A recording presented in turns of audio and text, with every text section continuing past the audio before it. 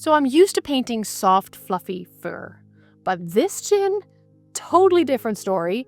It's wiry, it's bristly, it has attitude. So let's dive in.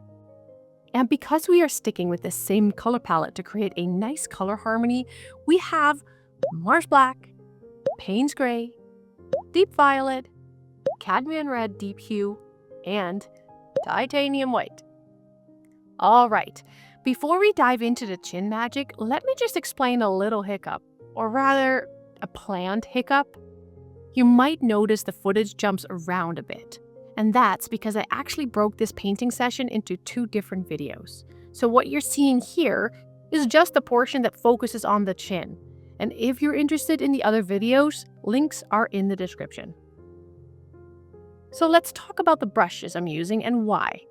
And as you might have observed already, I am using both a round brush and a mop brush here. Okay, first up, the mop brush, aka the big fluffy friend who doesn't get nearly enough love in acrylic circles. I know, everyone thinks mop brushes are just for watercolorists doing dreamy skies. But here's the thing. When you're working in thinned acrylics or glazing in midtones, this brush truly rocks. In this particular case, I use it for diffusing and softly blending out the paint where it might be too harsh or stark. I sometimes slather too much paint on the canvas, and the mop brush just does what is implied in the name. It mops up the axis. The mop brush is fabulous for gently pushing pigment around without creating obvious brush strokes. It's like whispering color onto the canvas. No lines, no drama. Now let's talk about the round brush. This one's your go-to brush when you need a little more control but still want to keep things soft and organic. Now I grab this brush when I'm laying in those first mid-tone areas around the chin. It's got that lovely tapered point, which means I can get into the little dips and corners without it feeling stiff or overworked. It's like sketching with paint. So curves, flicks, and soft blends are totally doable here. The round brush is very versatile. Press it a little and you get a nice thick stroke. Now ease up on the pressure and you've got a whisper thin line. So when I'm placing in those gentle transitions under the chin, it just kind of flows. It's like using a calligraphy pen for fur. Fancy and functional. While basically the round brush equals detail with flair and the mop brush equals vibe control expert. So together, they make sure that before I even start flicking in individual wiry hairs, that I've got a solid, believable base to build on. Alright, so let's talk midtones, because yes, I could just dive right in with highlights and shadows and pretend that fur paint itself, but that's not how realism works now, does it? Midtones give you a solid, neutral base that everything else, the highlights, the shadows, the details, just can react to. Think of it as the meh zone between your brights and your darks, that middle ground where depth starts to happen. Because newsflash, realism equals layers. You can't fake depth with one swipe of paint. Once that midtone base is down, I can sneak in my darker shadows and highlights. It's actually way easier to judge how bright or dark something is when you've already established that middle ground. So basically, midtones first, because if you skip them, you're just painting in extremes. And unless you're going for drama and chaos, that's not the vibe for a believable cow chin here. Now let's talk about the comb brush. You know, that one with the forked or pronged bristle pattern that looks like it means business? You can see why it's called a comb brush due to that pattern. This isn't your fluffy, free-spirited brush with hairs flying in every direction. Nah. The bristles here are stiff, they're precise, and tightly grouped into neat little lines because basically it's the overachiever of the brush world. And that's exactly why it's perfect for painting coarse, wiry hairs. Because the bristles stay put, you're not getting accidental flyaways or unplanned chaos. You're getting intention, you're getting direction, control. And that works in your favor when you're building texture that needs structure, like this cow's chin. Each stroke gives you clean, fine lines, and depending on how you angle the brush or vary the pressure, you can stack those lines tighter or fan them out just a little, to create that layered scruff effect. Now, the beauty is in how you manipulate it. Want hairs going down, then curving off to the side? Just twist your wrist gently. Need more bold definition? Press down a little harder. It's like precision with personality. You're still getting that texture, the scruffy effect, but you decide where and how it happens. So yeah, the comb brush is basically the hairstylist of your paintbrush arsenal. It parts, it defines, and styles those coarse hairs like a pro, sort of, but without any fluff or nonsense. Now, we're still laying down a foundation here. Even though the color has changed to a darker, more shadow type color, the goal here is to lay down a base to start painting the finer hair details on later. But the great thing, and one of the reasons I use this brush, is how quick you can build up a decent looking texture. No need for individual place strokes. You do basically 4 or so hairs in one stroke. And I do like working efficient and a bit faster where I can. Alright, let's talk about the reference photo, because yes, even if you're going off script with your colors, like I am with this purple-pink type cow, that photo is still crucial. See, I'm not copying the colors in the reference, not even close. The actual cow in the photo is doing her natural earthly thing, blacks, grays, whites, creams, but I've taken some creative liberties with the colors. You know, less real farm life colors and more artist's choice. Still, that image is my anchor. It's what keeps me from getting lost in a sea of color guesses and wishful thinking. Now, instead of copying color, I'm using the values. Where are the darkest shadows, the brightest highlights, or the in-between soft zones? That's what I'm really looking at here, because even in Fantasyland, light behaves the same. Shadows still fall in the same places, and highlights still hit the same planes. It's not about duplicating the photo, it's about interpreting it. It's like giving your brain a little workout. Take the cow's real-life shading and reimagine it in this whimsical color scheme. Swap blacks for purples, creams for pinks, and so on. But keep the contrast and the placement true. Now that's how your painting stays believable, even when you steer your own creative color wheel. And that whole using a reference as cheating myth? Ugh, toss it. Using a reference is how you learn to see. It's not cheating, it's wisdom. And if realism is the goal, winging it just isn't the move. You wouldn't sculpt the face without looking at one, right? So why paint a cow's chin hairs from memory? Unless you've spent years studying cow anatomy up close, or have one real-life cow in your studio, you're gonna need that visual guide to keep your realism grounded. So whether you're painting exactly what you see or remixing it like I am, your reference photo is your best friend. It's your map, it's your mentor, and your reality check, all in one. I'm starting in with a lighter layer now. I'm weaving these lighter strokes over and between the darker ones I laid down earlier, just slowly working my way toward those crisper highlights. I'm not jumping straight into full-on highlights yet. This is the in-between zone where things start to get interesting. And again, realism equals layering. I can't stress it enough. And here's the deal. If you skip this step and just throw your highlights on top of a flat base, you'll end up with a painting that feels more meh than mesmerizing. Trust me, without these layers, you miss out on depth and volume and that glorious sense of dimension that makes coarse hair feel and look like coarse hair, not a sticker slapped on a canvas. So these mid-light layers, they're essential. They're what give the painting room to breathe and build towards those crisp, final highlights without looking overworked or fake. It's like slow magic, controlled chaos. Just enough refinement to make things believable, while still keeping that beautiful wildness in the hair. So yes, you might need some patience to build up your layers, but it's well worth it in the end. Alright, time for the liner brush, because we're getting serious about those wiry little chin hairs now. So here's where things start getting really fun. We're in that let's zoom in and get more fussy stage, and this liner brush is my trusty sidekick for that. Now, if you've followed me on this channel long enough, you've seen this brush or its brothers and sisters, as it comes in a pack, more than once. These are actually sold as nail brushes, but it's perfect for these wiry, stubborn little chin hairs that are just, living their best lives in every direction.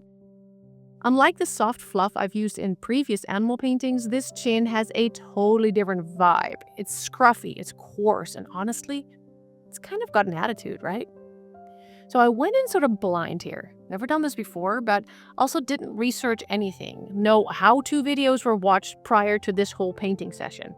I have no art degree, and I've never followed any official art studies or courses. So this is just true and honest. Let's figure it out and hope for the best type situation.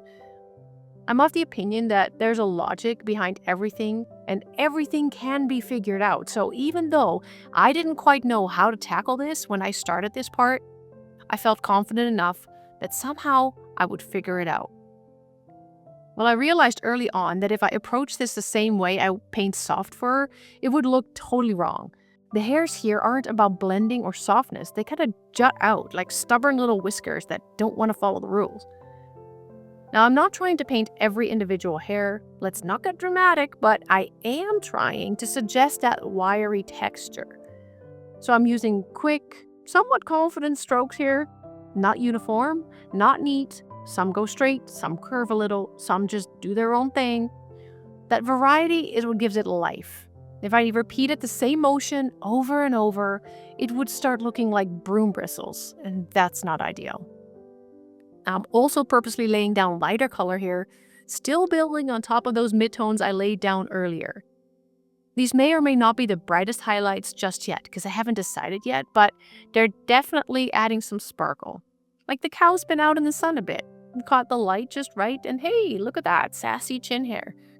Well, these lighter strokes help carve out the structure and give depth to what could otherwise just look like a flat patch of color. And okay, rabbit trail time. Have you ever really looked at a cow's chin, like up close? Those hairs are wiry because they're doing work. That chin is brushing through hay, getting into feed buckets, or rubbing up against fence posts. I mean, it's a hard-working piece of anatomy. So it makes sense that the hairs there would be tougher, a bit more weathered. It's not just for show, it's functional.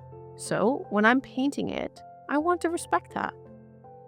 So yeah, while I'm layering these lighter strokes, I'm still leaving room for some potential final highlight pops at the end.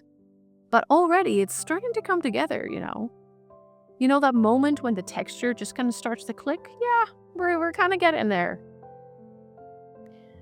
Now, I also tried to keep the colors a little bit more stark and less glazing, more contrast really.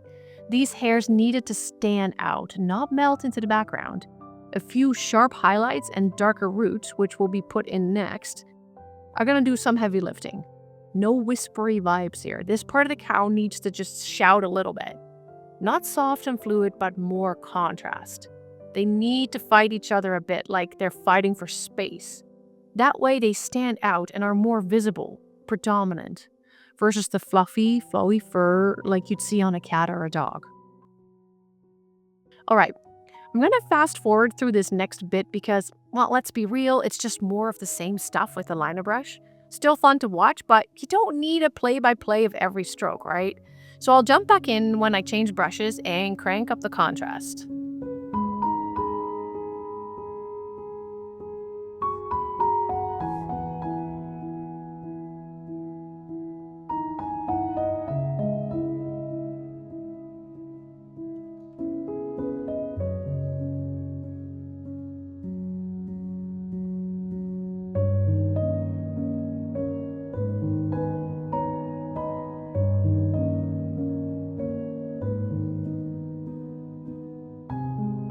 Okay, we're back, and I'm grabbing a small angled brush here. Time to get into a little bit of drama. With this brush, I'm going to add some bolder strokes, amp up the contrast. I'm going to bring things forward that need to be at the forefront, and bring other parts back. But it's something really cool though. Things all of a sudden take shape really quick here. So here's where things start to really come together, thanks to one of my favorite little painting tricks. Going back in with a darker color. Not just a little bit darker, I'm talking bold, moody, deep shadow vibes. Now, don't panic. We're not ruining anything. This is that moment where you just have to trust the process and be brave with your contrast. Now, I'm not slapping this dark shade all over the place. I'm trying to be strategic here, dropping it into those little nooks and crannies between the lighter hairs where the light naturally wouldn't reach as much. You want that nice separation between your layers. It's like giving your painting a skeleton. It holds everything up and gives the lighter tone something, to dance against. Some of that dark tone even gets brushed lightly over parts of the lighter area, kind of like a glaze. It's super subtle, but it softens things and pulls everything together. Think of it like adding depth with a whisper, not a shout. Now, even though I mentioned that this chin needed to shout a little, that is meant in the overall finished product, but just this part of the painting that I'm working on right now might need some gentle glazing here and there. Now, I'll be honest, I had to give myself a little pep talk here. It's very tempting to play it safe and just use a medium dark tone and call it a day. But if you really want those highlights to pop, your shadow just needs to commit. Go darker than you think you should. I mean, what's the worst that could happen? You add a bit too much. Well, then you just layer over it again. Welcome to acrylic painting, because layers are still your best friend. Well, honestly, this part feels a bit like sculpting, but instead of clay, we're sculpting with color. We're not just painting on a flat surface, we're shaping volume, dimension, and light. You're carving out form by pushing some things back and pulling others forward. And that's where the darks really work their magic. They create that push and pull dynamic that tricks the eye into seeing depth. Again, I'm going to fast forward a bit here as it's a lot of rinse and repeat. And honestly, if you've made it this far into the video, you are amazing. Thank you for sticking with me throughout this process. But let's get back to the painting. It's such a good reminder that shadows aren't just filler. They're quite essential. They define the light. And without them, your brightest highlights are just, light-ish. But with that solid contrast underneath, suddenly everything just makes more sense and has more depth. So don't be afraid to get a little dramatic. Lean into those darker tones. You're not just painting hair, you're painting structure, shape, and the story of the light. And trust me, your highlights, they'll thank you later. Now, near the end of my painting session, I start placing some deeper shadows, not just for flair, but to hint at the bone and muscle structure underneath all that wiry hair. It's subtle, but it adds just enough form to make the chin feel like it's actually attached to something real. These aren't random dark blobs, they're placed with purpose to suggest volume and weight and the anatomy beneath the surface. Because yes, even a cow's chin deserves a little structure and intention. Now, even though this chin might be a small section of the painting, it does make a difference. That wiry texture helps sell the realism. If everything looks soft and fluffy, your eye just gets bored. But when the texture shifts, well, boom, it wakes things up. So here's a side-by-side, a before and an after. It's so interesting how one painting session can make such a difference. So don't shy away from the weird fur or the coarse hairs. Practice and just throw yourself into the unknown. You can only improve, so there's very little to lose. Well, if you have any questions, just leave me a comment. And if you haven't seen the first 4 videos covering this subject, feel free to check them out. Links are in the description. Until the next video, stay happy, keep your peace, and God bless you. Bye-bye!